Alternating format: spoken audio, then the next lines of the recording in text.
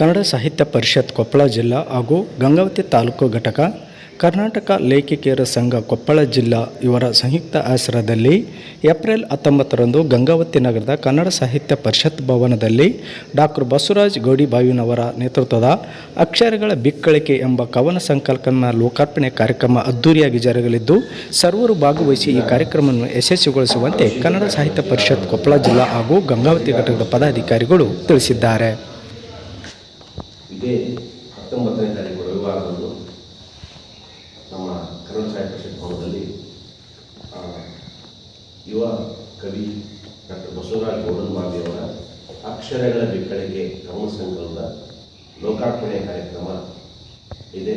ಅದರ ಕುರಿತಾಗಿ ಮಾಹಿತಿಯನ್ನು ಹಂಚಿಕೊಳ್ಳುವುದು ಶ್ರೀ ಪಲ್ಲಿ ನಾಗೇಶ್ವರ ಗಂಗಯ್ಯ ಸರ್ಕಾರಿ ಪ್ರಥಮ ಕಾಲೇಜಿನಲ್ಲಿ ಕನ್ನಡ ಅತಿಥಿ ಉಪನ್ಯಾಸಕರಾಗಿ ಸೇವೆ ಸಲ್ಲಿಸತಕ್ಕಂಥ ಡಾಕ್ಟರ್ ಬಸವರಾಜ ಗೌಡನ್ಮಾವಿಯವರ ಚೊಚ್ಚಲ ಕೃತಿ, ಮೊದಲನೇ ಕೃತಿಯನ್ನು ಕವನ ಸಂಕಲನ ಅಕ್ಷರಗಳ ಬಿಕ್ಕಳಿಕೆ. ಈ ಸಂಕಲನವನ್ನು ಕನ್ನಡ ಪುಸ್ತಕ ಪ್ರಾಧಿಕಾರದ ಅಧ್ಯಕ್ಷರಾದ ಡಾಕ್ಟರ್ ಮಾನಸ ಅವರು ಅವತ್ತು ಲೋಕಾರ್ಪಣೆ ಮಾಡಿದ್ದಾರೆ. ಈ ಕಾರ್ಯಕ್ರಮದ ಅಧ್ಯಕ್ಷತೆಯನ್ನು ಜಿಲ್ಲಾ ಕನ್ನಡ ಸಾಹಿತ್ಯ ಪರಿಷತ್ ಅಧ್ಯಕ್ಷರಾದ ಶರಣೇಗೌಡ ಪೊಲೀಸ್ ಪಾಟೀಲರು ವಹಿಸಲಿದ್ದಾರೆ. ಈ ಅಕ್ಷರಗಳ ಬಿಕ್ಕಳಿಕೆ ಕುರಿತು ಕವನ ಸಂಕಲನದ ಕುರಿತು ಹಿರಿಯ ಪ್ರಾಧ್ಯಾಪಕರು ಸಾಹಿತಿಗಳಾದಂತಹ ಡಾಕ್ಟರ್ ಚನ್ನಬಸಪ್ಪ ಚಿಲಕರಾಗಿ ಅವರು ಮಾತನಾಡಿದ್ದಾರೆ. ಈ ಕಾರ್ಯಕ್ರಮಕ್ಕೆ ಮುಖ್ಯ ಅತಿಥಿಗಳಾಗಿ ಡಾಕ್ಟರ್ ಶರಣಬಸಪ್ಪ ಕೋಲ್ಕಾ ಸದಸ್ಯರು ಕನ್ನಡ ಪುಸ್ತಕ ಪ್ರಾಧಿಕಾರ ಹಾಗೂ ಡಾಕ್ಟರ್ ಮುಮ್ತಾಜ್ ಬೇಗಂ ಅಧ್ಯಕ್ಷರು ಕರ್ನಾಟಕ ಲೇಖಕಿಯರ ಸಂಘ ಕೊಪ್ಪಳ ಇವರು ಮುಖ್ಯ ಅತಿಥಿಗಳಾಗಿ ಆಗಮಿಸಿದ್ದಾರೆ.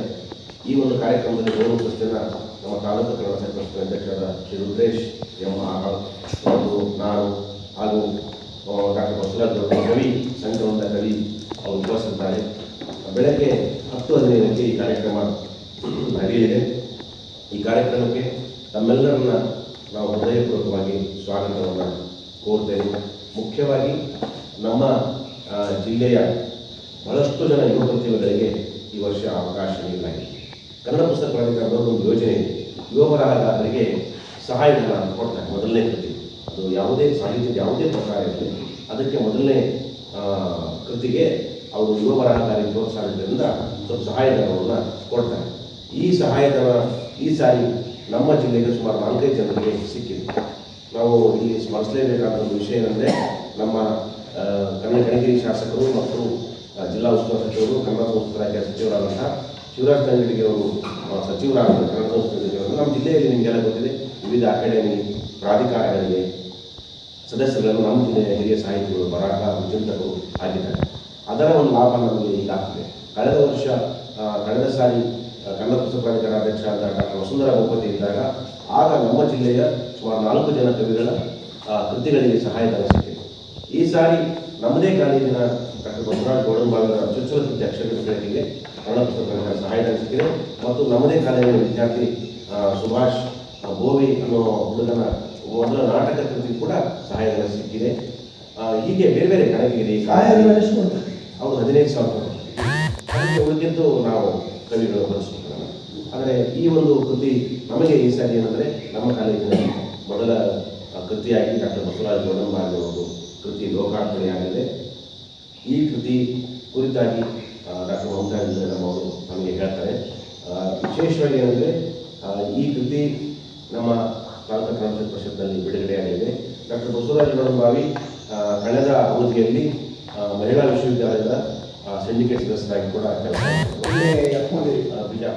ಬಿಡುಗಡೆ ಮಾಡ್ತಾ ಇದ್ದೀವಿ. ಕನ್ನಡ ಸಾಹಿತ್ಯ ಪರಿಷತ್ತು ಮತ್ತು ಕರ್ನಾಟಕ ಲೇಖಕಿಯರ ಸಂಘ ಜಿಲ್ಲಾ ಘಟಕ ಕೊಪ್ಪಳ ಮತ್ತು ಆವಶಿ ಪ್ರಕಾಶನ ಶ್ರೀರಾಮನಗರ ಇವರ ಸಹಯೋಗದಲ್ಲಿ ಕನ್ನಡ ಸಾಹಿತ್ಯ ಪರಿಷತ್ ಭವನದಲ್ಲಿ ಬೆಳಗ್ಗೆ 10:15ಕ್ಕೆ ಬಿಡುಗಡೆಗೊಂಡಿದೆ. ಹಾಗಾಗಿ ತಾವೆಲ್ಲರೂ ಸಹ ಈ ಕಾರ್ಯಕ್ರಮಕ್ಕೆ ಆಗಮಿಸಬೇಕು ಅಂತೇಳಿ ಪ್ರಥಮವಾಗಿ ತಮ್ಮಲ್ಲಿ ವಿನಂತಿಸಿಕೊಳ್ತೇನೆ. ಹಾಗೆ ಡಾಕ್ಟರ್ ಬಸವರಾಜ ಗೌಡನ್ಮಾವಿ ಅವರು ಈ ಅಕ್ಷರಗಳ ಬಿಕ್ಕಳಿಕೆ ಬರೆದು ಹಾಗೆ ಇಟ್ಕೊಂಡಿರ್ತಕ್ಕಂಥ ಒಂದು ಕವನಗಳು ಇವತ್ತು ಜನರ ತನಕ ರೀಚ್ ಆಗ್ತಾ ಇದ್ದಾವೆ. ಹಾಗಾಗಿ ಅವರಿಗೆ ನಿಮ್ಮ ಪ್ರೋತ್ಸಾಹ ಬಹಳ ಮುಖ್ಯ ಅಂತ. ಯಾಕಂದರೆ ಯಾವುದೇ ಒಂದು ಸಾಹಿತ್ಯದ ಕೃತಿಗಳು ರಚನೆ ಆದ ನಂತರ ಅದನ್ನು ಸಮಾಜಕ್ಕೆ ತಲುಪಿಸಲಿಕ್ಕೆ ಮಾಧ್ಯಮಗಳ ಪಾತ್ರ ಬಹಳ ಮುಖ್ಯವಾದಂಥದ್ದು.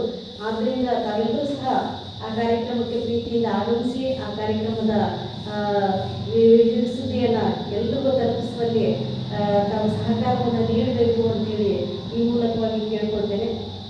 ಇದ್ರ ಜೊತೆಗೆ ಈ ಕನ್ನಡ ಪುಸ್ತಕ ಪ್ರಾಧಿಕಾರದವರು ಯುವ ಬರಹಗಾರರಿಗೆ ಪ್ರೋತ್ಸಾಹಧನ ನೀಡೋದ್ರಿಂದ ಅನೇಕರು ಬಂದು ಹಾಗೆ ಇಟ್ಕೊಂಡಿರ್ತಕ್ಕಂಥ ಅನೇಕರು ಪುಸ್ತಕ ತರಲಿಕ್ಕೆ ಸಾಧ್ಯ ಆಗ್ತಾ ಇದೆ. ಈ ಥರದ ಯೋಜನೆಗಳು ಸರ್ಕಾರದ ಯೋಜನೆಗಳು ಬಹಳ ಲೇಖಕರಿಗೆ, ಅದರಲ್ಲೂ ಸಹ ಲೇಖಕರಾಗಿ ಹೊಸದಾಗಿ ಉದಯೋನ್ಮುಖ ಲೇಖಕರಿಗೆ ಬಹಳ ಸಹಕಾರಿಯಾಗದಂಥ ಒಂದು ಯೋಜನೆ. ಅಂಥ ಯೋಜನೆ ಅಡಿಯಲ್ಲಿ ನಮ್ಮ ಸ್ನೇಹಿತರಾದಂಥ ಡಾಕ್ಟರ್ ಬಸವರಾಜ ಗೌಡಂಬಾವಿಯವರ ಪುಸ್ತಕ ಆಯ್ಕೆಯಾಗಿ ಇದು ಇವತ್ತು ಬಿಡುಗಡೆಗೊಳ್ತಾ ಇರ್ತಕ್ಕಂಥದ್ದು ಒಂದು ಸಂತೋಷದ ಸಂಗತಿ. ಈ ಸಂದರ್ಭದಲ್ಲಿ ಅವ್ರಿಗೂ ಸಹ ಅಭಿನಂದನೆಗಳನ್ನು ಹೇಳಲಿಕ್ಕೆ ಇಷ್ಟಪಡ್ತೇನೆ. ಜೊತೆಗೆ ತಾವೆಲ್ಲರೂ ಸಹ ಅವತ್ತಿನ ದಿನ ಕಾರ್ಯಕ್ರಮಕ್ಕೆ ಆಗಮಿಸಬೇಕು. ಅವತ್ತಿನ ದಿನದ ಒಂದು ಟೈಮಿಂಗನ್ನು ತಾವು ನೋಟ್ ಮಾಡಿಕೊಂಡು ಆಗಮಿಸಿ ಇವತ್ತಿಷ್ಟು ಬಹಳಷ್ಟು ಎಲ್ರಿಗೂ ರೀಚ್ ಆಗಾಗೆ ಒಂದು 8 ಕಾಲದಷ್ಟು ಲೋಕಾರ್ಪಣೆ ಕಾರ್ಯಕ್ರಮವನ್ನು ಇದೇ ಭಾನುವಾರ 19ನೇ ತಾರೀಕಿನಿಂದ ಸಾಹಿತ್ಯ ಭವನದಲ್ಲಿ ಹಮ್ಮಿಕೊಳ್ಳಲಾಗಿದೆ.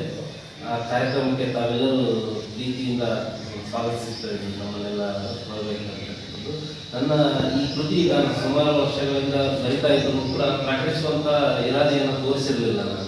ನಾನು ಮೇಡಮ್ ಅವರು ನೋಡಿ ನೋಡೋಣ ಅಂತ ಹೇಳಿದ್ರು. ನೋಡಿ ಆಮೇಲೆ ಕೌನ್ಸಲ್ ಮೇಡಮ್ ಅವರು ಇಲ್ಲ ಇದು ಬರೀ ಈ ಥರ ಬರೀ ಇನ್ನೊಂದು ಇದು ಮಾಡಿ ನ್ಯಾಯ ಬಂದಿ ಅಂತೇಳಿ ಅವರ ಪ್ರೀತಿಪೂರ್ವಕ ಒತ್ತಾಯ, ಇಬ್ಬರ ಪ್ರೀತಿಪೂರ್ವಕ ಒತ್ತಾಯದಿಂದಾಗಿ ಅವರು ತಂದಿದ್ದಾರೆ.